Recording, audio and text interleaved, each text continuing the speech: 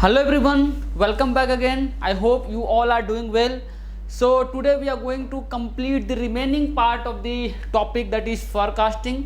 तो आज हम लोग रिमेनिंग पार्ट को कंप्लीट करेंगे। जैसा कि आपको पता है कि हम लोगों ने पहले के जो हमारे क्लासेस थे, जो हमारा फोरकास्टिंग का जो क्लास था, उसमें हम लोगों ने कुछ टॉपिक्स कंप्लीट किए थे लास्ट में, जो कि हमारा था past average method, moving average method, weighted moving average method as well as exponential smoothing method. तो ये सारे मेथड्स थे फोरकास्टिंग के, और इसमें हम लोगों ने केवल और केवल थ्योरी पार्ट देखा था। और मैंने आपको बोला था कि नेक्स्ट क्लास में हम लोग इस पे बेस्ड कुछ न्यूमेरिकल्स देखेंगे, क्योंकि आपको पता है कि न्यूमेरिकल के बिना थ्योरी पढ़ना कहीं ना कहीं इनकम्प्लीट है, क्योंकि न्यूमेरिकल ही और जो आपके प्रैक्टिस क्वेश्चंस ही आपको बताते हैं कि आपके जो थ्योरी है, जो आपने पढ़ा है, वो आपका कंप्लीट है कि नहीं है। अगर आप क्वेश्चंस को सॉल्व कर पा रहे हैं तो आपने जो थ्योरी पढ़ा है that is complete, otherwise that theory is basically incomplete. तो आज हम लोग उन सारे क्वेश्चंस को देखने वाले हैं। जैसा कि मैंने बताया था कि फोरकास्टिंग में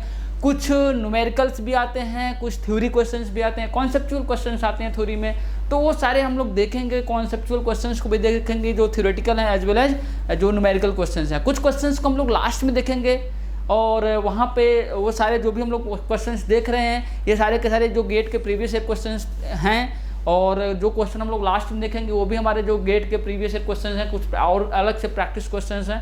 तो ये सारे क्वेश्चंस मिला के कहीं ना कहीं आपके कॉन्सेप्ट को बिल्डअप करेंगे, और कहीं ना कहीं आपको ये रियलाइज़ कराएंगे कि आपने जो भी थ्योरी पढ़ा है फोरकास्टिंग में, वो थ्योरी आपके एग्जाम पॉइंट ऑफ व्यू से कंप्लीट है। That is basically enough for your gate as well as ESE examination. So let us move towards the very first question that is on your screen. That is, which one of the following forecasting technique is not suited for making forecast for planning production scheduling in short range? तो यहाँ पे है कि ये बोल रहा है कि not suited for making forecasting for planning production and scheduling in short range. तो आप देखिए कि इसमें से कौन है जो शॉर्ट रेंज के लिए नहीं है, not suited for making forecasting for short range. तो जैसा कि आपको पता है, हम लोगों ने देखा भी है कि जो आपका इन चारों में जो आपका डेल्फी टेक्निक होता है वो ज़्यादा टाइम के लिए होता है। जैसा कि मैंने आपको बताया था कि जो डेल्फी टेक्निक है वो बेसिकली उसमें हम लोग को प्रीवियस कोई भी डेटा अवेलेबल नहीं होता है, कंप्लीटली न्यू प्रोडक्ट के लिए हम लोग फोरकास्टिंग कर रहे होते हैं। तो in that case we are not having any previous data for that product.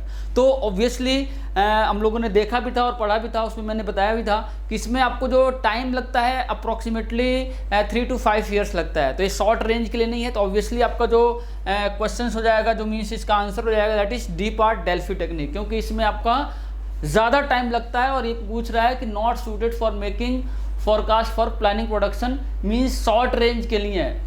ठीक है, कौन सा इसमें जो है जो कि शॉर्ट रेंज में कम टाइम के लिए नहीं यूज होता है। तो ऑब्वियसली ये है डेल्फी टेक्निक, क्योंकि इसमें क्या है आपका टाइम ज़्यादा लगता है। ठीक है, 3 to 5 ईयर्स का टाइम लगता है। ठीक है, बाकी ये सब हम लोगों ने देखा भी है, रिग्रेशन एनालिसिस अभी हम लोग देखेंगे इसको, एक्सपोनेंशियल मूविंग एवरेज, इन सब में आपका क्या है टाइम कम लगता है। क्यों? क्योंकि इसमें हमारे पास डेटा अवेलेबल होता है, प्रीवियस डेटा हमारे पास अवेलेबल होता है। ओके, तो आई होप इतना टफ क्वेश्चन नहीं था, ये गेट का ही क्वेश्चन है।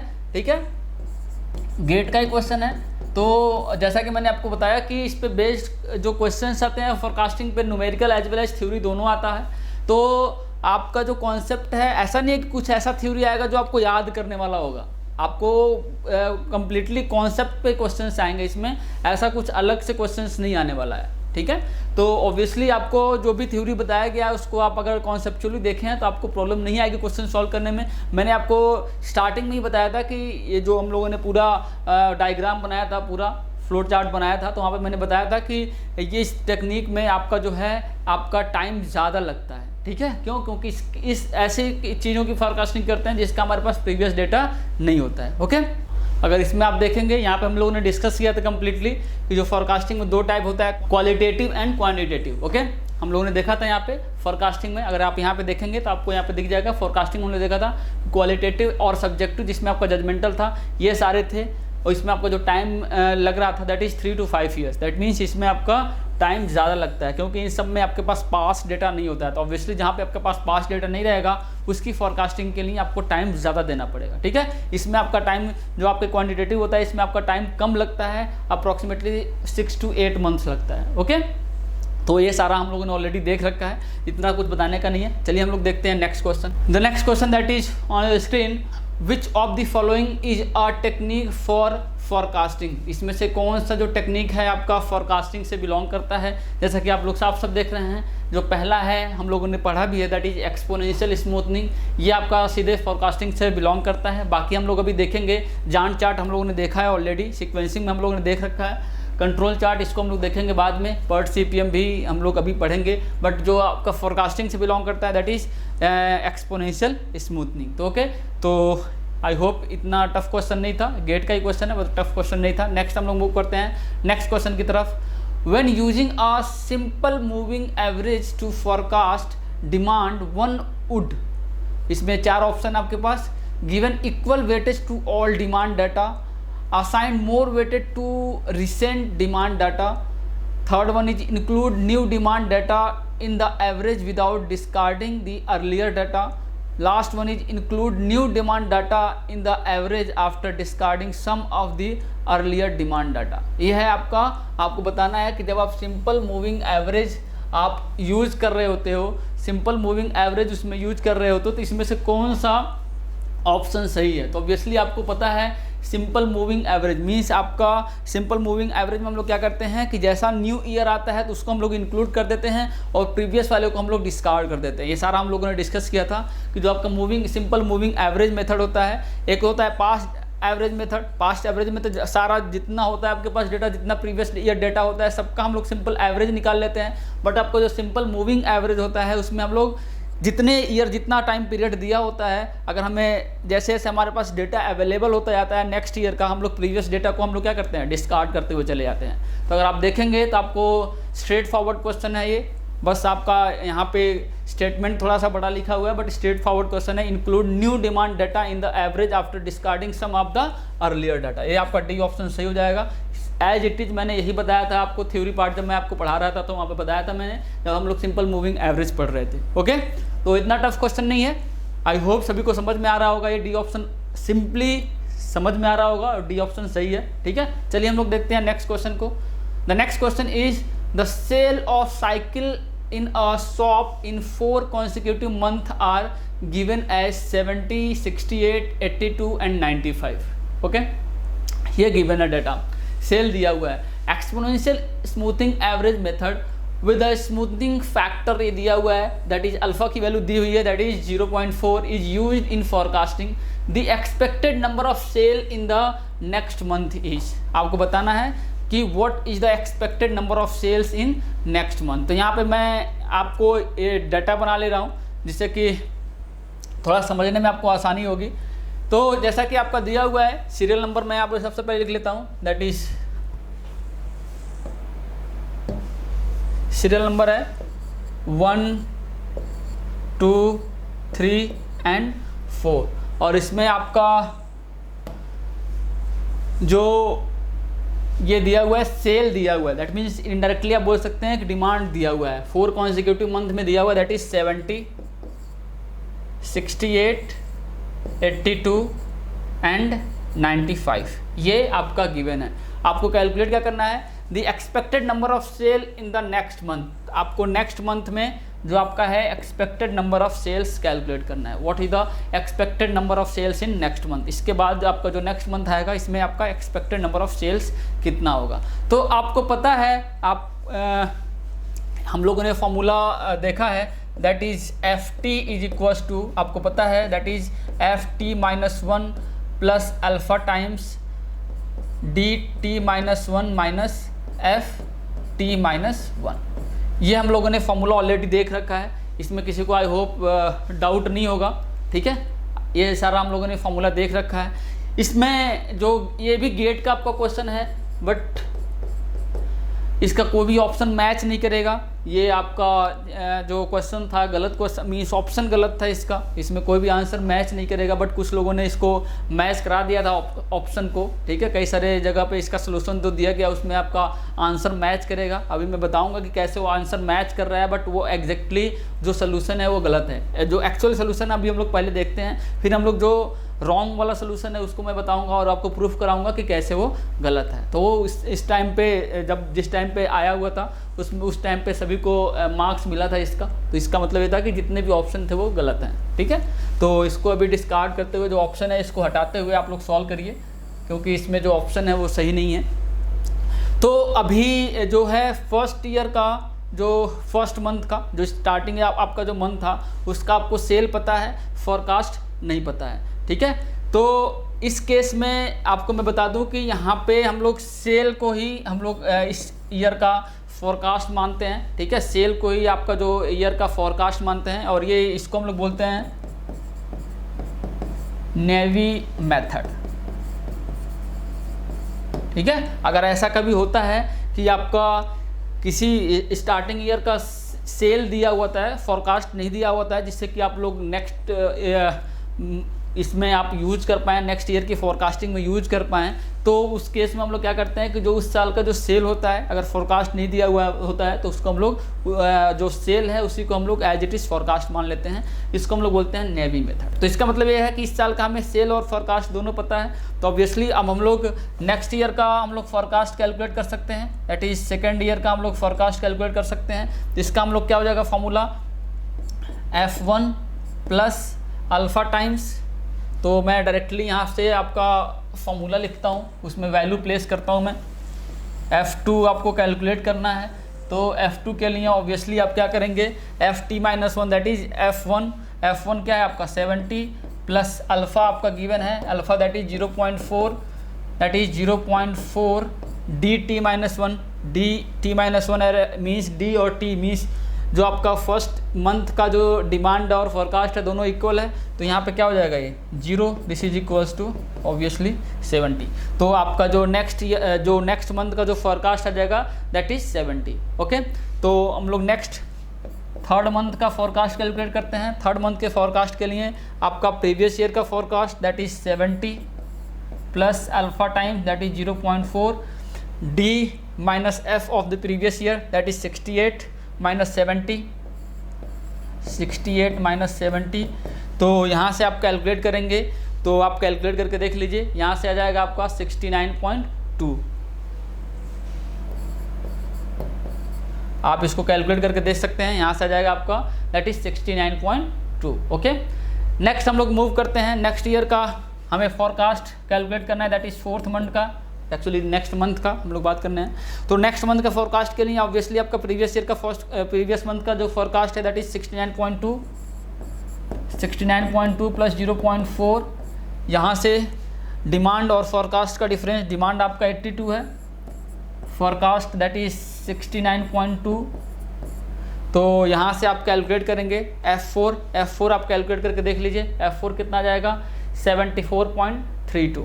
यहाँ से आ जाएगा आपका दिस इज इक्वल्स टू 74.32। अब इसके बाद का फोरकास्ट आपसे पूछ रहा है, तो आपको F5 कैलकुलेट करना है। तो F5 आप सिंपली कैलकुलेट कर सकते हैं। F5 के लिए क्या करोगे आप, प्रीवियस मंथ का जो फोरकास्ट है that is 74.32 plus alpha times demand minus forecast that is 95 minus 74.32। तो यहाँ से आपका जो वैल्यू निकल के आ जाएगा 9, ये आपका आंसर हो जाएगा 82.59। तो ऑब्वियसली यहाँ तक किसी को डाउट नहीं होगा, ये जो करेक्ट प्रोसीजर है और जो करेक्ट आंसर है वो ये है आपका। अब कुछ लोगों ने इसको आंसर मैच करने के लिए इसका सोल्यूशन दिया था, जैसा कि आपको पता है कि हम लोगों ने फार्मूला देखा है Ft is equals to alpha dt-1 plus alpha 1 minus alpha dt-2 plus alpha 1 minus alpha square dt-3 plus alpha 1 minus alpha cube dt-4 plus dash dash.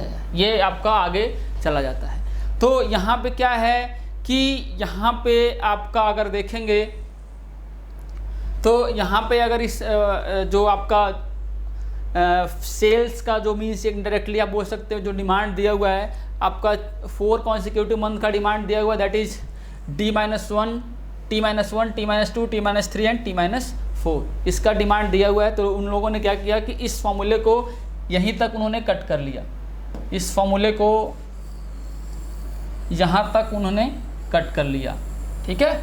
और इसमें ये जो वैल्यू है दैट इज अल्फ़ा की value आपको पता है, DT-1, DT-2, DT-3 and DT-4 पता है।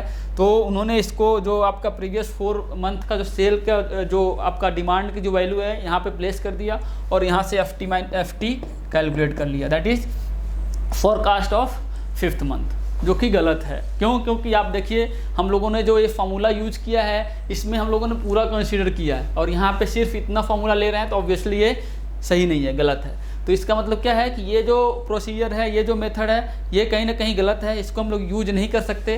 तो ऑब्वियसली ये जो तरीका है ये गलत हो जाएगा। तो यहाँ से जो भी आंसर आएगा यहाँ पे मैच करेगा, बट एक्चुअल में जो तरीका है, जो प्रोसीजर है, जो मेथड है, ऑब्वियसली गलत है। क्यों? क्योंकि आप देख सकते हैं कि इन सब का जो आपका जो यहाँ पे वेट दिया गया है, इन सब का वेटेज का जो सम है 1 होना चाहिए।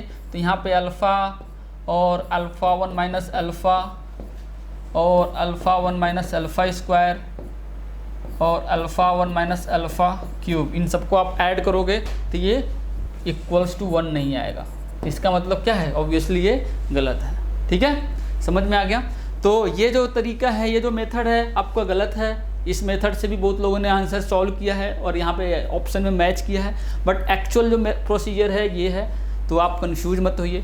चलिए हम लोग देखते हैं नेक्स्ट क्वेश्चन। आई होप इसमें किसी को कोई डाउट नहीं आया होगा।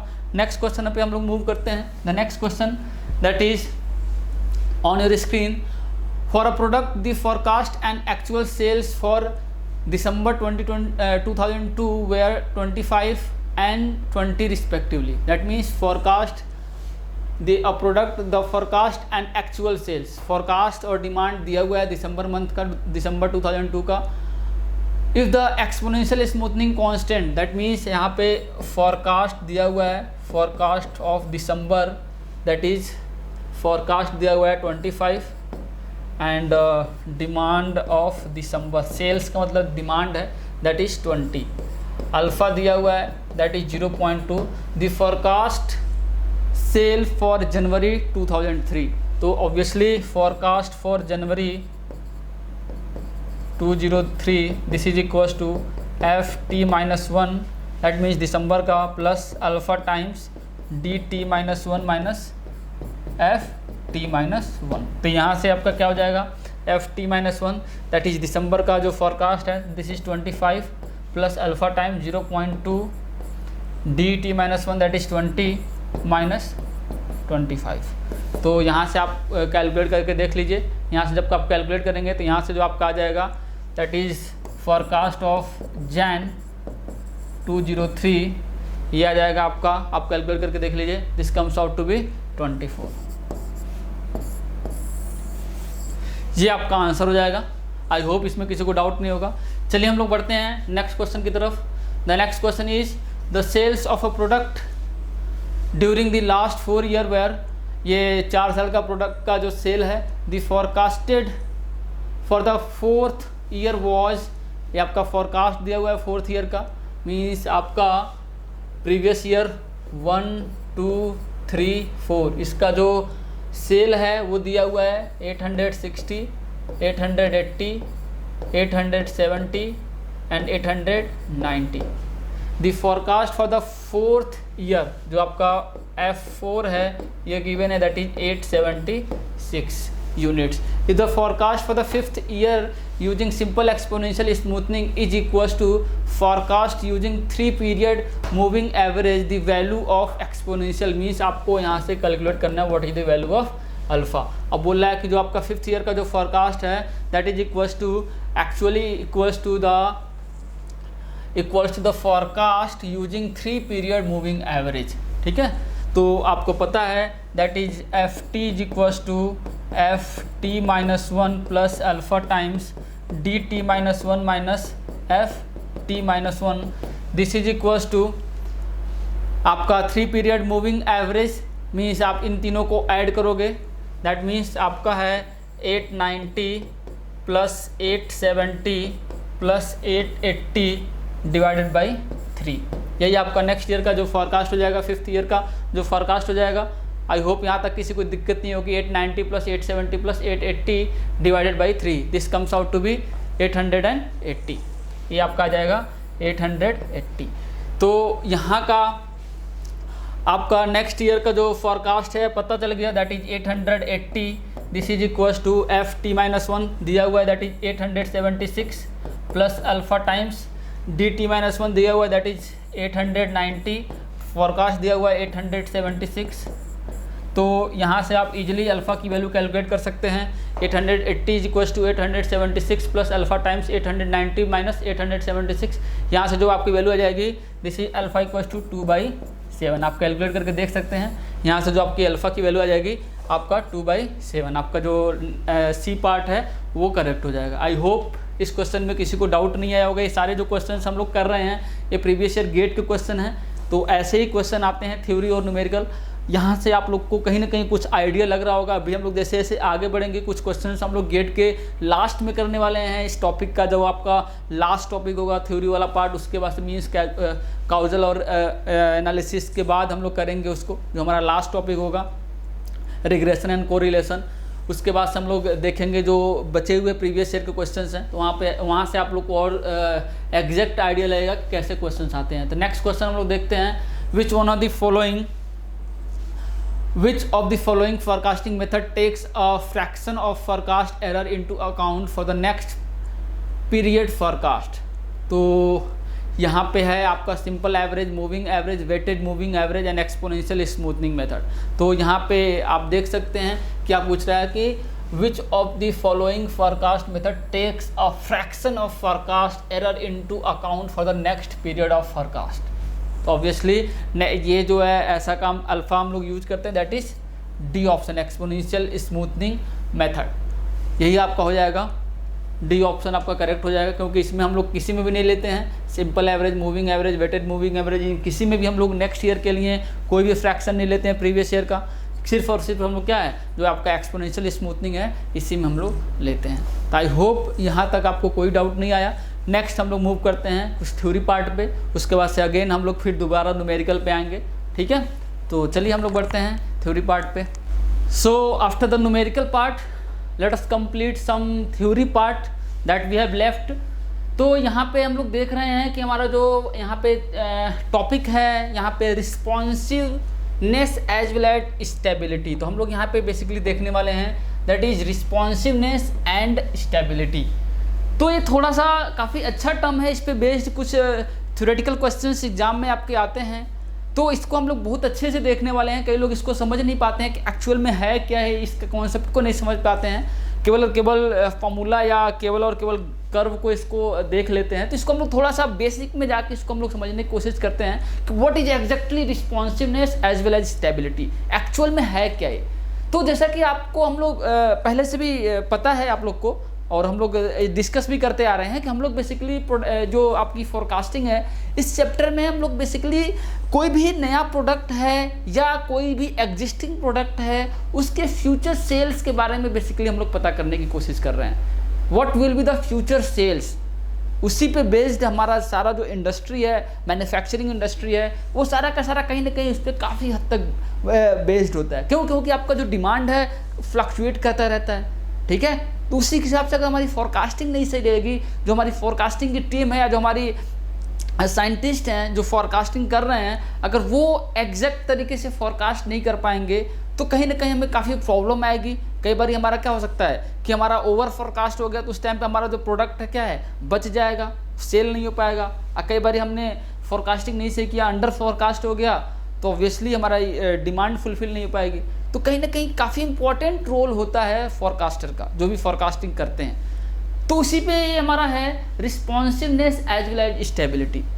तो यहाँ पे हम लोग 2 एग्जाम्पल ले रहे हैं, आपके सामने मैं 2 एग्जाम्पल प्लेस कर रहा हूँ। नो डाउट ये पुराना एग्जाम्पल है, बट मैं इसको थोड़ा सा अलग तरीके से आपको यहाँ पे रिप्रेजेंट करने की कोशिश कर रहा हूँ। तो लेट अस सपोज कि आपके पास कोई नया प्रोडक्ट, एकदम न्यू प्रोडक्ट है, या लेट अस सपोज इसका मैं लाइव एग्जांपल लेके आ रहा हूँ। प्रोडक्ट इन द सेंस कोई भी आप सर्विसेज से भी जोड़ सकते हैं, या आप कोई भी नया प्रोडक्ट है जो मार्केट में आ रहा है, दोनों को कंपेयर कर सकते हैं। लेट अस सपोज कि दिल्ली एक काफ़ी हब है, आपको पता है काफ़ी बड़ा पॉपुलेटेड जगह है, तो वहाँ पे कोई कोचिंग ओपन हुई।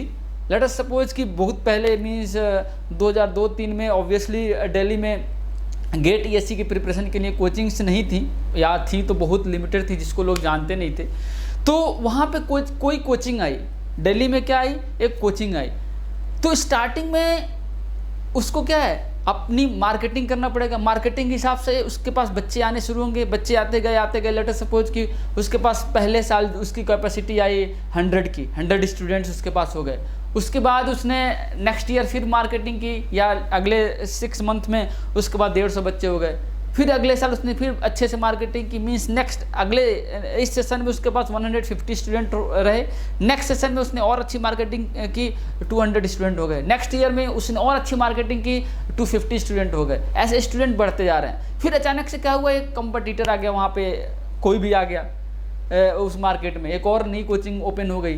तो उसकी वजह से उसका क्या हो गया, सडनली जो स्टूडेंट थे अगले साल जो आप एक्सपेक्ट कर रहा था कि 300 प्लस जाएंगे, उसके बाद 275 ही रह गए। ठीक है, 250 थे इस साल, अगले साल केवल 25 स्टूडेंट्स ही बढ़े। फिर अगले साल फिर उसने मेहनत किया, अगले साल एक और कंपटीटर आ गया, वो और ज़्यादा एक्सपेक्ट कर रहा था, तो उसके पास क्या है 300 स्टूडेंट हो पाए। मीन्स जो फ्लक्चुएशन आप देख रहे हैं कि जितना वो एक्सपेक्ट कर रहा था कहीं ना कहीं उससे क्या है कम हो जा रहा था। या ऐसा भी हो सकता है कि वो पर्टिकुलर जो सबसे पहले कोचिंग आया वो एक्सपेक्ट कर रहा हो 300 का, उसके पास 350 स्टूडेंट आ गए। तो उसके पास एक्चुअल में अगर आप देखेंगे तो वहाँ पे फ्लक्चुएशन बहुत आएगा। क्यों? क्योंकि उसको एक्चुअल में उसके पास कोई डेटा नहीं है। बट जो कोचिंग्स 10 साल 15 साल से किसी मार्केट में है, उसको अपने 10 साल 15 साल का पूरा डेटा उसको पता है, सब कुछ सिचुएशन एज इट इज़ है, कोई चेंज नहीं हुआ है। ठीक है, कोई उथल पुथल मार्केट में नहीं हुआ है, तो उस हिसाब से अपने वो नेक्स्ट ईयर का इजीली फोरकास्ट कर सकता है वो कि कितने स्टूडेंट अप्रॉक्सीमेटली हो सकते हैं। ठीक है, तो यही होता है कि कोई, या सिमिलरली मैं अगर बात करूँ कोई न्यू प्रोडक्ट की, तो न्यू प्रोडक्ट हो सकता है कि अचानक से 10 दिन में बहुत अच्छा डिमांड आया, अगले 10 दिन में उसका डिमांड बहुत कम हो गया, फिर अगले 10 दिन में थोड़ा सा ऊपर उठा, फिर अगले 10 दिन में फिर बहुत डाउन हो गया, फिर अचानक से बहुत ऊपर चला गया। तो डिपेंड करेगा कि कितने लोग उस प्रोडक्ट को टारगेट कर रहे हैं। किसी एक एरिया में है 10 लोग जाने, अगले 10 लोग जो जाने वो उसको नहीं पसंद किए, वो उसका डिमांड डाउन गया। अगले 10 दिन में पता चला कि कुछ लोग को पसंद आया प्रोडक्ट, थोड़ा सा ऊपर गया। अगले 10 दिन में हो सकता है कि कुछ जितने लोगों तक वो प्रोडक्ट रीच हुआ उनको नहीं पसंद आया, काफ़ी डाउन गया। अगले टाइम पे कुछ जो मेजर पॉपुलेशन थे उनके पास पहुंचा, उनको बहुत पसंद आ गया, काफ़ी उसका डिमांड हाई हो गया। तो क्या है, ये बेसिकली स्टार्टिंग पीरियड है, मीन्स इंट्रोडक्शन का पीरियड है। मीन्स कोई भी प्रोडक्ट नया नया मार्केट में आ रहा है तो क्या है, उसके डिमांड में काफ़ी फ्लक्चुएशंस आएंगे। डिमांड या फोरकास्ट में क्या है, काफ़ी फ्लक्चुएशंस आएंगे स्टार्टिंग टाइम में, जिसका जो टाइम है इंट्रोडक्शन का, जो टाइम है इंट्रोड्यूस जब हुआ मार्केट में, बहुत कम है। बट ऐसा प्रोडक्ट जो कई सालों से 10 15 20 साल से किसी मार्केट में है, तो उस टाइम पे उसका जो फ्लक्चुएशन होगा बहुत कम होगा, उसके लिए फोरकास्टिंग काफ़ी ईजी होगा। ठीक है, क्योंकि उसका प्रीवियस रिकॉर्ड पता है। ठीक है, प्रीवियस रिकॉर्ड पता है, पिछले कई सालों का 10 15 20 साल का पूरा डेटा है उसके पास, कब कितना आएगा सब कुछ पता है। तो उस टाइम पे फ्लक्चुएशंस, उस पर्टिकुलर प्रोडक्ट के लिए फ्लक्चुएशन बहुत कम होगा। तो यही है मीन्स रिस्पॉन्सिवनेस। मैं अगर इसको कर्व से दिखाने की कोशिश करूं, अगर ये आपका कर्व है, अगर ये कर्व है, अगर यहाँ पे इस कर्व पे इस डायरेक्शन को मैं रिप्रेजेंट कर रहा हूँ डिमांड और फोरकास्ट, डिमांड और फोरकास्ट, इस लाइन पे मैं डिमांड या फोरकास्ट को रिप्रेजेंट कर रहा हूं, इस पे मैं रिप्रेजेंट कर रहा हूं टाइम को, इस एक्सिस में रिप्रेजेंट कर रहा हूं डिमांड या फोरकास्ट, और इस एक्सिस पे रिप्रेजेंट कर रहा हूं टाइम को। ठीक है। तो जो नया प्रोडक्ट आएगा, जो भी आपके पास नया प्रोडक्ट है, ऑब्वियसली उसमें फ्लक्चुएशंस बहुत ज़्यादा आएंगे। तो ऑब्वियसली उसमें फ्लक्चुएशंस ज़्यादा आएंगे तो क्या होगा, कई बार demand high, ups and down आता जाएगा, ऐसा कुछ आएगा। अप्स एंड डाउन बहुत होंगे इसमें, ठीक है। इसमें क्या होगा, अप्स एंड डाउन बहुत होंगे। इसी को हम लोग बोलते हैं रिस्पॉन्सिवनेस। इसी को हम लोग क्या बोलते हैं,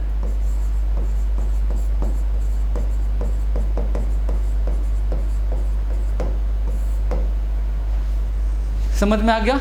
इसी को हम लोग बोलते हैं रिस्पॉन्सिवनेस। अब लेट अस सपोज कि कोई आपके पास एग्जिस्टिंग प्रोडक्ट है, कई सालों से है, 10, 15, 20, 25 सालों से है, मार्केट में है। तो ऐसे केस में आपका क्या होगा, स्टेबल होगा। जो डिमांड और फॉरकास्ट होगा टाइम के रिस्पेक्ट में क्या होगा, स्टेबल होगा।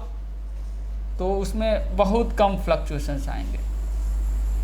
तो इसको हम लोग बोलते हैं, ये क्या है, ये जो है बेसिकली क्या है, स्टेबल है, ठीक है। इसी को हम लोग बोलते हैं स्टेबिलिटी। ये आपका हो गया responsiveness and this one is stability. तो ऑब्वियसली यहाँ पे देखेंगे तो ये जो है, इसमें डिमांड और फॉरकास्ट में जो फ्लक्चुएशन है विद रिस्पेक्ट टू टाइम क्या है, बहुत कम है। और ये मैंने बताया कि ये वैसे प्रोडक्ट के लिए होता है जिनका इंट्रोडक्शन पीरियड जो मार्केट में आए, या डिमांड जो प्रोडक्ट बोल लीजिए या सर्विसेज बोल लीजिए, उनका टाइम पीरियड बहुत ज़्यादा है, बहुत पहले से प्रोडक्ट मार्केट में है। और ऐसे जो हैं, इनका जो वेरिएशन ऐसे जो आ रहा है, इसमें इतना जो फ्लक्चुएशंस आ रहा है, ये ऐसे प्रोडक्ट या सर्विसेज के लिए हैं जो कि मार्केट में नए नए आए हैं। तो ऑब्वियसली इसमें फ्लक्चुएशंस ज़्यादा होंगे, ठीक है। समझ में आ गया। अब जैसा कि आपको पता है कि हम लोग जो फॉरकास्टिंग कर रहे थे, वहाँ पे हम लोग का जो अल्फा था, एक्सपोनेंशियल स्मूथनिंग कांस्टेंट, इसको हम लोग रिप्रेजेंट कर रहे थे 2/n+1। ये सभी को पता है। इसको हम लोग ऐसे रिप्रेजेंट कर रहे थे अल्फा को, दैट इज 2/n+1। अब जैसा कि आपको पता है कि जितना टाइम पीरियड जितना ज़्यादा होगा, ये n जितना ज़्यादा होगा, ठीक है, क्या होगी, स्टेबिलिटी आएगी। उसके डिमांड और फॉरकास्ट में क्या होगा, स्टेबिलिटी आएगी, ठीक है। फ्लक्चुएशंस उतना ही कम होगा, ठीक है। रिस्पॉन्सिवनेस, आपको रिस्पॉन्स से पता लग रहा है कि क्या हो रहा है, बेसिकली फ्लक्चुएशंस बहुत ज़्यादा हैं। स्टेबिलिटी मीन्स स्टेबल है, डिमांड और forecast with respect to time क्या है, स्टेबल है, ओके। ये मतलब क्या है, ये जो है आपका जो जिसमें न्यू प्रोडक्ट है, जो आपका न्यू प्रोडक्ट है बेसिकली मार्केट में जो नया नया आया है, वो क्या है, रिस्पॉन्सिव जो बहुत ज़्यादा है, बहुत ज़्यादा रिस्पॉन्स मीन्स क्या है, फ्लक्चुएट कर रहा है विद रिस्पेक्ट टू टाइम, ठीक है। तो आई होप यहाँ से आपको समझ में आ रहा होगा कि रिस्पॉन्सिव बहुत ज़्यादा है, बहुत ज़्यादा रिस्पॉन्स कर रहा है, मीन्स फ्लक्चुएशंस बहुत ज़्यादा है। समझ में आ गया, विद रिस्पेक्ट टू टाइम। यहाँ से आप इसको समझ सकते हैं। स्टेबिलिटी मीन्स आपको समझ में आ रहा है कि there is no fluctuation with respect to time of demand and forecast. तो यहाँ तक आपको समझ में आया कि मैंने आपको बताया कि जितना n जितना ज़्यादा होगा, n की वैल्यू मीन्स टाइम जितना ज़्यादा होगा, ऑब्वियसली वो उतना ज़्यादा स्टेबल होगा, ठीक है। उसको हम लोग बोल सकते हैं कि वो स्टेबिलिटी की तरफ उतना ज़्यादा मूव करेगा। अब हम लोग, आपको पता है जैसा कि अल्फ़ा की जो वैल्यू होती है 0 से 1 के बीच में होती है। अब हम लोग यहाँ पे 2 केस ले रहे हैं, और आपको ये भी पता है कि जो ft होता है, दिस इज ft-1, जो एक्सपोनेंशियल स्मूथनिंग का फॉर्मूला है, alpha times dt-1 minus ft-1। ये फार्मूला आप सभी लोग को पता है। मैं यहाँ पे आपके सामने 2 केस लेके चल रहा हूँ। पहला जो केस है हमारा अल्फा इक्वल्स टू 0 है। पहला जो केस है हमारा अल्फा इक्वल्स टू 0 है। अब जैसा कि मैंने बताया कि अल्फा जितना ज़्यादा n की वैल्यू जितना ज़्यादा होगा, मीन्स n जितना ज़्यादा होगा अल्फा क्या होगा, उतना ही कम होगा। अब अल्फा आपका 0 है, इसका मतलब क्या है, हम लोग यहाँ से क्या बोल सकते हैं, n tending to infinity. Obviously यहाँ से समझ में आ रहा है। n tending means time period जो है, टाइम जो है बहुत ज़्यादा है। इन्फिनिटी मीन्स क्या है, बहुत टाइम से वो इंट्रोड्यूस हो चुका है, उस पर्टिकुलर प्रोडक्ट या सर्विस मार्केट में बहुत टाइम से इंट्रोड्यूस हो चुका है। तो यहाँ से ये क्या है, ये बेसिकली रिप्रेजेंट करेगा n बहुत ज़्यादा है, तो इसको हम लोग बोल सकते हैं इन्फिनिटी की तरह टेंड कर रहा है, ठीक है। तो इसको हम लोग बोल सकते हैं लिमिट ऑफ स्टेबिलिटी। और अगर ये है अल्फा आपका, यहाँ से देखो अगर 0 हो गया, तो जो यहाँ से जो ft है, वो क्या हो गया basically F T minus one के इक्वल हो गया। ठीक है, एफ टी माइनस वन के इक्वल हो गया, मीन्स जो आपका फॉरकास्ट है वो प्रीवियस फॉरकास्ट के इक्वल है। समझ में आ गया, आपने जो फोरकास्ट किया है वो प्रीवियस फोरकास्ट के इक्वल है। ओके, दिस मीन्स ये क्या है, लिमिट ऑफ स्टेबिलिटी। ओके, ये आपका क्या है, लिमिट ऑफ स्टेबिलिटी। अब हम लोग बात करते हैं नेक्स्ट जो केस है हमारा सेकेंड केस। यहाँ पे हम लोग देखते हैं अल्फा इक्वल्स टू 1। अल्फा 1 का मतलब क्या है, अल्फा 1 का मतलब क्या है, एन आपका 1 है। अल्फा 1 का मतलब क्या है, टाइम जो है बहुत कम है। अब इस केस में जो आपका अल्फा 1 होगा, अल्फा 1 होने का मतलब क्या है, यहाँ पे आप अल्फा को 1 प्लेस करिए, जो आपका एफ टी आ जाएगा, F T minus 1 F T minus cancel हो जाएगा, this is equals to D T minus 1। ये हो जाएगा आपका D T minus 1। That means क्या है, इसको हम लोग बोल सकते हैं लिमिट ऑफ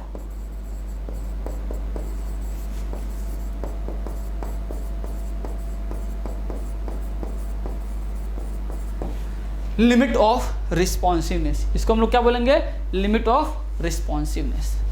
ओके, समझ में आ गया। अब यहाँ से आप लोग खुद इस जो कर्व है ये, इसको आप खुद देख के बताइए कि यहाँ पे जो अगर मैं इसको बात करूँ, इसका जो है अल्फा 1 है, ये आपका अल्फा 2 है, तो यहाँ से आपको सिंपली देख के समझ में आ रहा होगा। अगर ऐसा कभी एग्जाम में क्वेश्चंस भी आए तो आप सिंपली यहाँ से बोल सकते हैं कि अल्फा 1 और अल्फा 2 में अगर मैं रिलेशन पूछूं तो यहाँ से आपको साफ साफ समझ में आ रहा है कि alpha 1 is greater than alpha 2। क्यों? क्योंकि जिसका अल्फा ज़्यादा होगा वो ज़्यादा रिस्पॉन्सिव होगा। आप यहाँ पे देख सकते हैं, जिसका अल्फा ज़्यादा होगा वो ज़्यादा रिस्पॉन्सिव होगा। उसका जो डिमांड और जो फोरकास्ट है with respect to time fluctuation उसमें ज़्यादा आएंगे, तो ऑब्वियसली इसमें फ्लक्चुएशन ज़्यादा हैं। तो अगर ये अल्फा है और ये अल्फा 2 है, ये आपको देख रहा है एक स्टेबिलिटी की तरफ है, लिमिट जो मैंने बताया है आपको, तो ऑब्वियसली जो अल्फा 1 होगा that is greater than alpha 2। तो आई होप यहाँ तक किसी को कोई डाउट नहीं होगा और इसमें किसी को कोई भी किसी प्रकार की दिक्कत नहीं आ रही होगी। नेक्स्ट हम लोग मूव करते हैं, नेक्स्ट टॉपिक को देखते हैं। आई होप यहाँ तक किसी को प्रॉब्लम नहीं होगा। नेक्स्ट इसको हम लोग ये डेफिनेशन देख लेते हैं। रिस्पॉन्सिवनेस क्या है? It indicates that forecast have a fluctuation और swinging pattern, these are preferred for new product and for that number of period is kept low. उनके लिए है जिसके लिए जो नंबर ऑफ पीरियड है वो क्या है, लो है, कम है। ठीक है, दैट मीन्स क्या, रिस्पॉन्सिवनेस मीन्स क्या है कि फ्लक्चुएशन और स्विंगिंग पैटर्न, वहाँ पे फ्लक्चुएशन या आप बोल सकते हैं स्विंगिंग पैटर्न है। रिस्पॉन्सिवनेस का मतलब ये हो गया। स्टेबिलिटी का मतलब क्या है? स्टेबिलिटी मीन्स क्या, it indicates that the forecast pattern have level और फ्लैट पैटर्न। जैसा कि मैंने आपको बताया कि flat pattern almost has less fluctuation.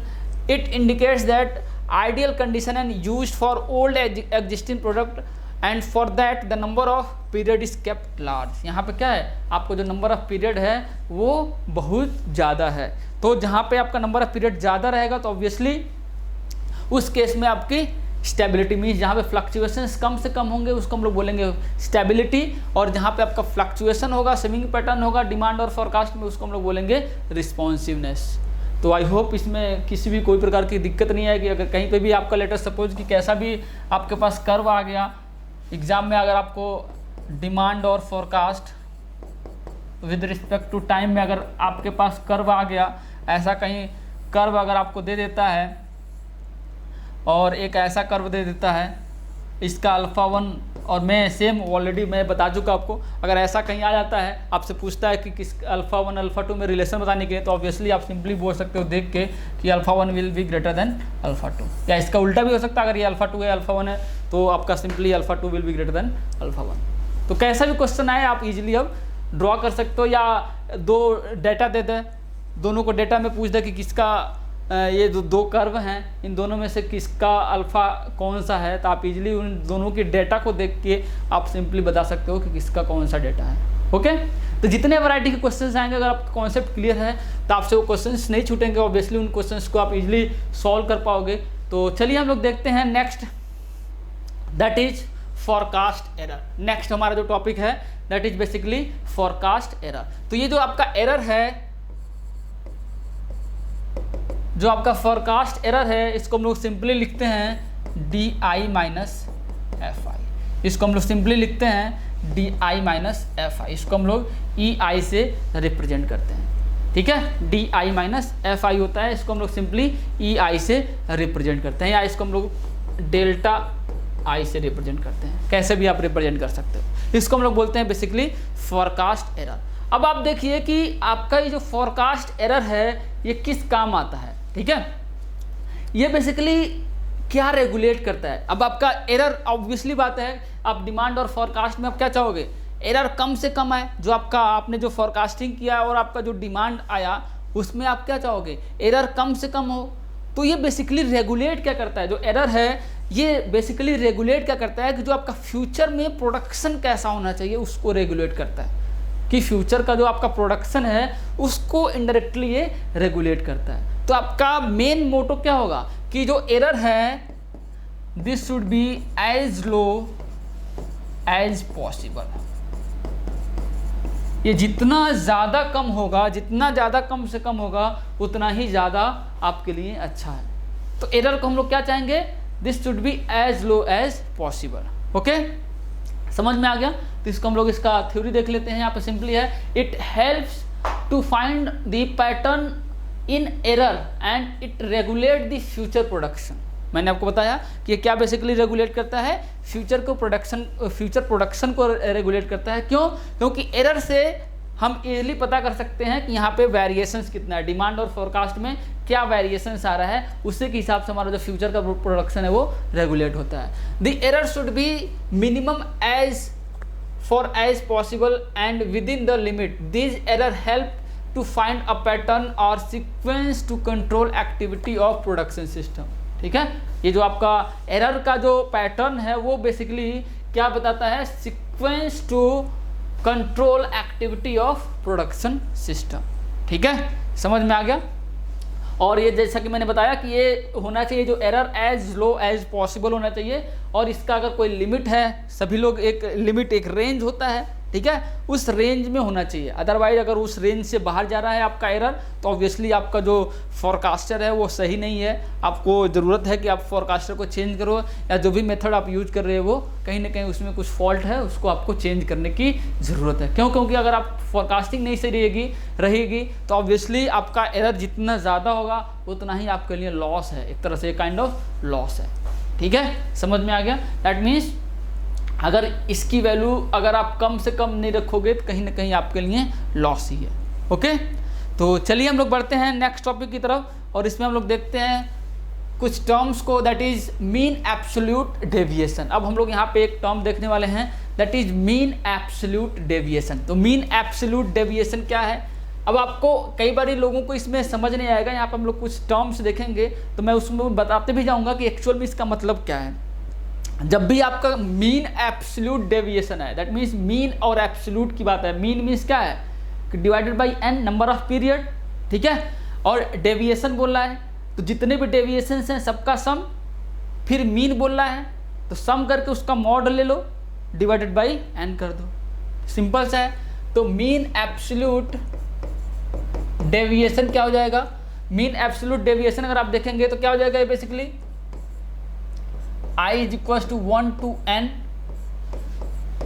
DI minus FI, DI minus FI, ये हो गया आपका डेविएशन। समेशन से आपने सम कर लिया, फिर इसका आपने मॉड ले लिया, डिवाइडेड बाय n, ये हो गया आपका मीन एब्सोल्यूट डेविएशन। अब देखो, अगर आपका if D is greater than F, दो केस बन सकता है, या तो D ग्रेटर हो F से या F ग्रेटर हो D से। इन दोनों केस में आप देखिए कि इन दोनों केस में जो आपका मीन एब्सोल्यूट डेविएशन की जो वैल्यू आएगी, दोनों केस में आपका क्या होगा, दोनों केस में पॉजिटिव ही आएगी। दोनों केस में क्या आएगा, ये पॉजिटिव ही आएगी। तो पॉजिटिव आने का मतलब क्या है कि यहाँ पे कोई बायसिंग नहीं है। आप चाहे D F से बड़ा हो चाहे F D से बड़ा हो, दोनों केस में पॉजिटिव आना है, वो उसमें कोई बायसिंग नहीं है। ऐसा नहीं है कि वो F आपका D से बड़ा रहेगा या D F से बड़ा रहेगा तो उसमें कुछ प्लस माइनस आने वाला है। इसका मतलब क्या है, इसको हम लोग बोलते हैं अनबायस्ड एरर। इसको हम लोग क्या बोलते हैं, unbiased error. Okay, I hope इसमें आपको किसी को भी कोई डाउट नहीं आएगा, सबको समझ में आ रहा होगा। तो यहाँ पे एक छोटा सा एक लाइन है, यहाँ पे लिखा हुआ है, it gives the magnitude of error without considering sign. ये क्या है, ये बेसिकली एरर के मैग्नीट्यूड को बताता है विदाउट कंसिडरिंग साइन। जैसा कि मैंने आपको बताया कि अगर एग्जाम में आता है ये जो टर्म आता है मीन एब्सोल्यूट डेविएशन, तो आपको समझना कैसे है, मीन एब्सोल्यूट, मीन मतलब क्या है, आपको डिवाइडेड बाई एन करना है, ये तो समझ में आ गया। मीन का वही मतलब होता है किसी चीज़ का सम डिवाइडेड बाई एन। सम किसका होना चाहिए, डेविएशन का, डेविएशन के एब्सोल्यूट का। तो डेविएशन ये है, इसका एब्सोल्यूट मीन्स आपको मॉड ले लेना है। इन और ये क्या है, बहुत सारे हैं, तो इन सबका आपको समेशन ले लेना है। तो यहाँ से आपको आई होप प्रॉब्लम नहीं आएगी इसको समझने में। और इसको हम लोग बोलते हैं अनबायस्ड एरर। क्यों बोलते हैं आपको पता है, क्योंकि आपका इसमें कुछ भी हो जाए जो एरर होगा ऑलवेज पॉजिटिव होगा। क्यों, क्योंकि यहाँ पे मॉड ले लिया गया है। ओके, चलिए हम लोग देखते हैं नेक्स्ट टर्म। नेक्स्ट है that is mean forecast error. यहाँ पे क्या है, मीन फॉरकास्ट, यहाँ पे क्या है, आपका मॉड नहीं है, मीन्स एब्सोल्यूट की बात नहीं की गई है। तो मीन फॉरकास्ट एरर क्या हो जाएगा, मीन फॉरकास्ट एरर, यहाँ पे मैं लिख दे रहा हूँ। तो अगर मैं बात करूँ मीन फॉरकास्ट एरर का, तो यहाँ पे सिंपली हो जाएगा ये summation i equals to 1 to n, i equals to 1 to n, ये क्या हो जाएगा, di minus F I divided by n।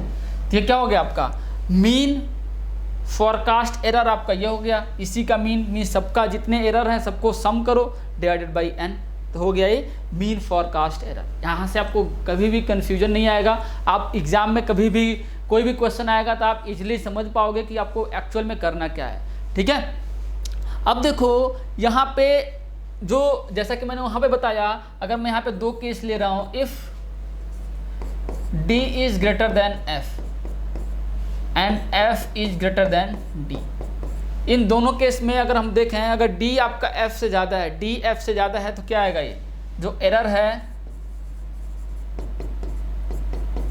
Positive आएगा।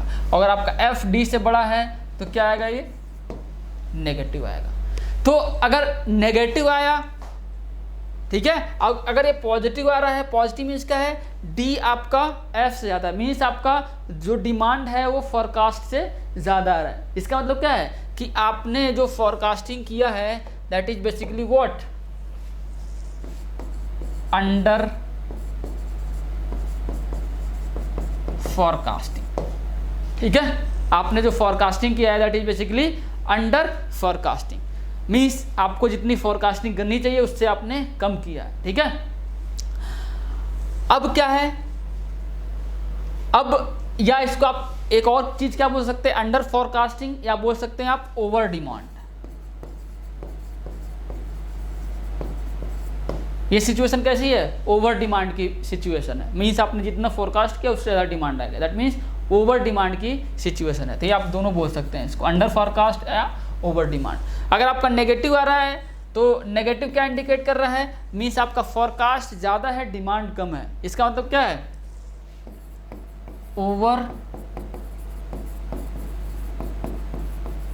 ओवर फॉरकास्टिंग, या आप बोल सकते हो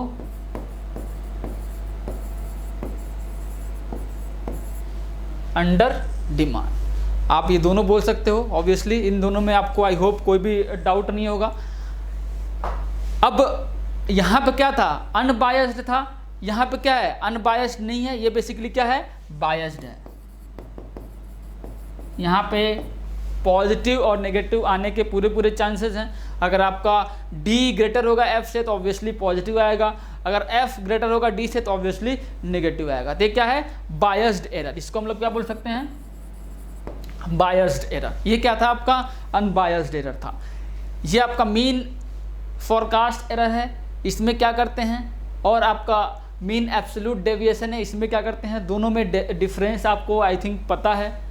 इन दोनों को जानने के बाद आपको कन्फ्यूजन नहीं आएगा। अगर एग्जाम में कोई भी क्वेश्चंस आता है इन पे बेस्ड, तो कोई भी आपको डाउट नहीं होना चाहिए, आप इजीली उसको सॉल्व कर पाओगे। और इन दोनों में क्या सिमिलरिटी और क्या डिसिमिलरिटी है वो सारा आपको पता लग गया, नाम में ही इसका मतलब छुपा हुआ है। तो इसका यहाँ पे मतलब लिखा हुआ है, it tells us any change of over और अंडर फॉरकास्टिंग। ठीक है, तो ये सारा मैंने आपको ऑलरेडी एक्सप्लेन कर दिया, इसमें आई होप कि किसी प्रकार का कोई डाउट नहीं आएगा। नेक्स्ट हम लोग मूव करते हैं, next that is running sum forecast error. Running sum forecast error मतलब क्या हो गया, रनिंग सम फॉरकास्ट एरर।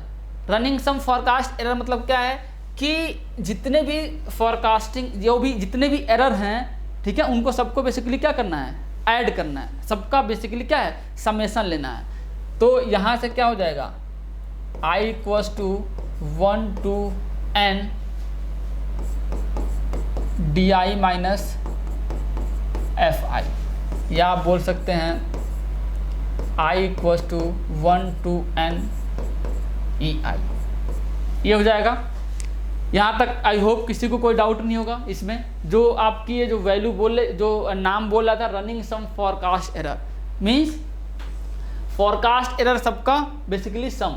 तो ये आपने क्या किया, जितने भी एरर्स हैं सबको आपने सम कर लिया। अब आपको कैलकुलेट करना है, बायस कैलकुलेट करना है। तो ये क्या हो जाएगा, वहाँ पे क्या था, पिछला वाला जो था डिवाइडेड बाई n था इसी का, तो ये क्या हो जाएगा, बायस मीन्स क्या है कि running sum forecast error divided by n। तो ये प्रीवियस वाला ही आ गया, जो आपने ये मीन फॉरकास्ट एरर देखा था, यहाँ पे यही तो है। अगर इसको आप ढक लो थोड़ी देर के लिए, तो यही वाला तो क्या है आपका रनिंग सम फॉरकास्ट एरर है। तब अगर आपको बायस कैलकुलेट करना है तो क्या हो जाएगा, दिस डिवाइडेड बाई n। ये आपका क्या है, रनिंग सम फॉरकास्ट एरर है। तो वही मैंने यहाँ पे लिख दिया है, running sum forecast error means क्या है, बायस अगर कैलकुलेट करना है तो running sum forecast error divided by n। Next हम लोग बात करेंगे मीन स्क्वायर एरर का।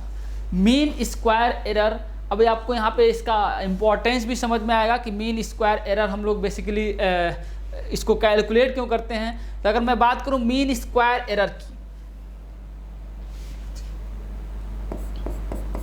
मीन स्क्वायर एरर, अब आपको ऐसा कि नाम से भी समझ में आ रहा है कि एरर के स्क्वायर का मीन, एरर के स्क्वायर का मीन। तो यहाँ से क्या हो जाएगा, एरर के स्क्वायर का mean 1 to n di minus fi। Okay, error हो गया, इसके स्क्वायर का मीन निकालना है तो इन सबका सम लेना पड़ेगा। तो ये हो गया सबका सम डिवाइडेड बाई n। तो मीन सम स्क्वायर एरर, तो क्या हो जाएगा, मीन स्क्वायर एरर। तो आप सबने जो भी एरर का स्क्वायर किया, फिर उसका समेशन लिया, फिर मीन निकाल दिया, मीन डिवाइडेड बाई n कर दिया, तो क्या हो गया आपका मीन स्क्वायर एरर। ओके, अब इसका मतलब क्या है, अब इसमें और आपका जो पुराना वाला था अगर आप देखेंगे, इसमें आपका मीन फॉरकास्ट एरर में सिर्फ और सिर्फ डिफरेंस इतना है कि यहाँ पे हमने क्या कर दिया, स्क्वायर लगा दिया। तो इन दोनों का ज़रूरत क्या आया, मीन स्क्वायर एरर बेसिकली क्या करता है कि आपका जितना भी एरर है, लेट अस सपोज कि आपने अगर यहाँ से एरर कैलकुलेट किया होता 3, तो ये क्या करता है, इसको मैग्नीफाई कर देता है, उसको स्क्वायर का मतलब क्या करेगा, ये 9 कर देगा। मीन्स आपका जितना एरर आएगा उससे ज़्यादा दिखाएगा। तो आपको एक माइंड में क्या इमेज बनेगा कि एरर बहुत ज़्यादा है। ठीक है, अगर आप कहीं कोई चीज़ देख रहे हैं, छोटी सी चीज़ देख रहे हैं, लेट अस सपोज कि आपने क्या है उसको इग्नोर करके चले जाएंगे। अगर वही चीज़ आपको मैग्नीफाई करके बहुत बड़ा दिखाया जाए तो क्या है, उसको आप इग्नोर नहीं कर पाएंगे। ठीक है, तो इसका मतलब मीन स्क्वायर एरर को कैलकुलेट करने का मतलब यही है कि इस रिजल्ट को शो करने का मतलब यही है कि यहाँ पे आपको जो रिजल्ट, जो चीज़ आप नेग्लेक्ट करके आगे बढ़ने वाले थे, उस पर आप थोड़ा सा ध्यान दो, जिससे कि आप उसमें कुछ इम्प्रूवमेंट्स कर पाओ। ओके, तो इसका मतलब यही था मीन स्क्वायर एरर का। तो आई होप यहाँ तक आपको कोई डाउट नहीं आया होगा, यहाँ तक आपको सारी चीज़ें समझ में आई होंगी, इसमें किसी भी प्रकार का कोई भी दिक्कत नहीं आएगा। तो आपको ये मतलब समझ में आ गया कि मीन स्क्वायर एरर बेसिकली हम लोग कैलकुलेट क्यों करते हैं। नेक्स्ट हम लोग मूव करते हैं, that is mean absolute percentage error. Mean absolute percentage error में ये सेम वही हो गया, मीन एब्सोल्यूट परसेंटेज एरर। तो आपका क्या करना है, मीन एब्सोल्यूट जो आपका एरर था उसमें क्या करना है, आपको सिर्फ और सिर्फ परसेंटेज ऐड कर देना है। तो अगर आप कैलकुलेट करो मीन एब्सोल्यूट परसेंटेज एरर, अगर आप इसको कैलकुलेट करो मीन एब्सोल्यूट परसेंटेज एरर, तो आप क्या करोगे, simply i equals to 1 to n, absolute बोला है तो पहले di माइनस एफ आई, ठीक है। अगर हम सिर्फ मीन एब्सोल्यूट देखें डिवाइडेड बाई n कर देंगे, हमारा काम चल जाएगा। बट परसेंटेज बोल रहा है तो इसका मतलब क्या है, इसको di से डिवाइड करेंगे मल्टीप्लाई बाई 100, तो ये आपका क्या हो जाएगा, मीन एब्सोल्यूट परसेंटेज एरर। या हम लोग इसको क्या बोल सकते हैं, इसको हम लोग थोड़ा सा अगर और देखें तो ये क्या हो जाएगा, basically i equals to 1 to n ei divided by di multiply by 100 divided by n। Okay, तो यहाँ तक आई होप किसी को भी कोई प्रकार का डाउट नहीं आएगा। मीन एब्सोल्यूट परसेंटेज एरर यहाँ से आपको कैसे कैलकुलेट करना है, ये मीन एब्सोल्यूट परसेंटेज एरर, इसका फॉर्मूला क्या होना चाहिए, ये फॉर्मूला आई थिंक आपको याद करने की ज़रूरत नहीं पड़ेगी। आप ऑटोमेटिकली नाम को समझ के आप इजीली फॉर्मूला को लिख सकते हैं, ठीक है। नेक्स्ट हम लोग बात करते हैं ट्रैकिंग सिग्नल का। नेक्स्ट हम लोग देखेंगे यहाँ पे ट्रैकिंग सिग्नल का। तो ट्रैकिंग सिग्नल क्या होता है, अगर हम लोग बात कर रहे हैं ट्रैकिंग सिग्नल की, तो यहाँ पे आपका जो ट्रैकिंग सिग्नल होता है बेसिकली ये होता है running sum forecast error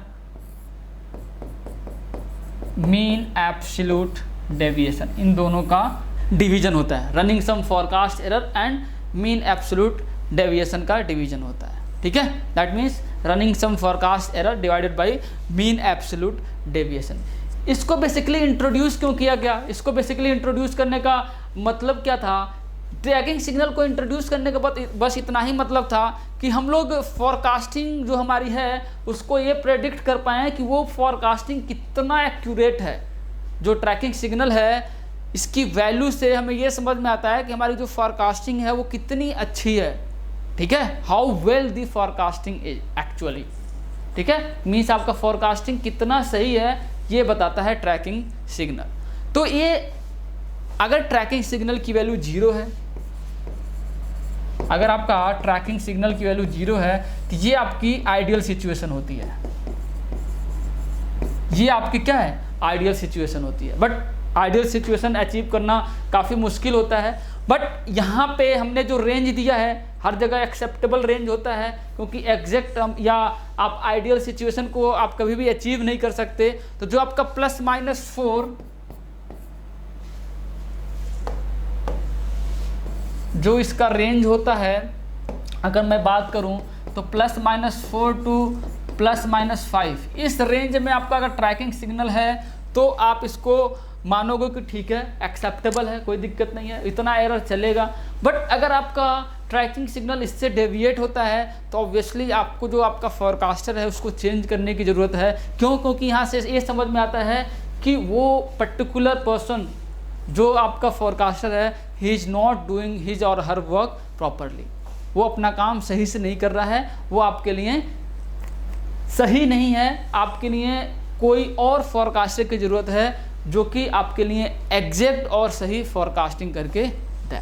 okay, that means you need to change the forecaster, आपको फॉरकास्टर को चेंज करना है अगर आपका ट्रैकिंग सिग्नल की वैल्यू इस रेंज में नहीं है तो। ओके, अगर इस रेंज में है तो दैट इज एक्सेप्टेबल, कोई दिक्कत नहीं है, एक्सेप्टेबल है। ओके, तो अगर आप देखें तो यहाँ तक हम लोगों ने पढ़ लिया। अगर आप देखें तो ये सारी चीज़ें हम लोगों ने कंप्लीट कर लिया।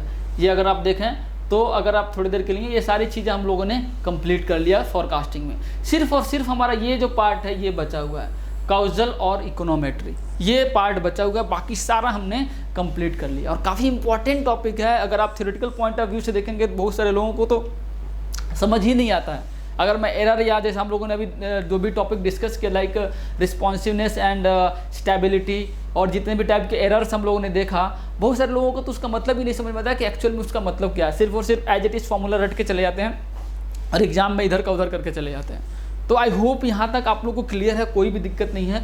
और ये काउजल और इकोनोमेट्री है, इसको भी हम लोग ऐसे देखेंगे तो आपको कोई भी किसी भी प्रकार का डाउट नहीं आएगा और इस पे बेस्ड कोई भी थ्योरी क्वेश्चंस आएगा। मेन जो अच्छे क्वेश्चंस बनते हैं लाइक ईएससी में जो आपके क्वेश्चंस बनते हैं, गेट में भी जो थ्योरेटिकल क्वेश्चंस बनते हैं बहुत अच्छे होते हैं। अगर आपका कॉन्सेप्ट नहीं क्लियर है, आपने उसको जो भी टॉपिक है उसका एक्चुअल मीनिंग नहीं जानते हो तो आप उस थ्योरी को नहीं कर पाओगे। हम लोग इसको देखेंगे भी, अगर आपको एक्चुअल मतलब नहीं पता रहेगा तो आप थ्योरी को नहीं कर पाओगे, ये श्योर है।